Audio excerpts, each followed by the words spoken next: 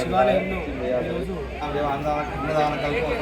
గోపాల్ వైద్య ఆరోగ్య శాఖ ప్రిన్సిపల్ సెక్రటరీ పరిపాలన నరహరి ఐఏఎస్ గారి జన్మదిన వేడుకలు నిర్వహించడం చాలా ఆనందంగా ఉంది. ప్రెస్ మీట్ల ఆధ్వర్యంలో శివాలయంలో ప్రత్యేక పూజలు నిర్వహించి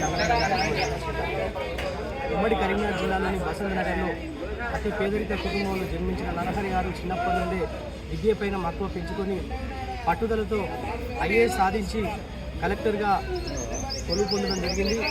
ఇండోర్ కలెక్టర్గా పనిచేస్తున్నటువంటి సందర్భంలో మధ్యప్రదేశ్ రాష్ట్రంలో చాలా పేదరిక కుటుంబంలో ఆడపిల్లలను గృహహత్యలు జరుగుతున్న సందర్భంలో ఒక నిర్ణయం తీసుకొని ఆడపిల్ల పుడితే ₹1,00,000 అందిస్తామని ఒక నిర్ణయంతో అక్కడ 55 లక్షల మంది కుటుంబాలకు లబ్ధి చేకూరడం జరిగింది. దాన్ని కేంద్ర ప్రభుత్వం బేటీ బచావో బేటీ పడావో కార్యక్రమాన్ని చేపట్టడం జరిగింది. అంటే ఒక ఐఏఎస్ అధికారి సేవలు అందిస్తూనే ఆలయ ఫౌండేషన్ ఏర్పాటు చేసి ఎంతోమంది పేదల జీవితాలు వెలుగు నింపే విధంగా కృషి చేయడం చాలా సంతోషకరం.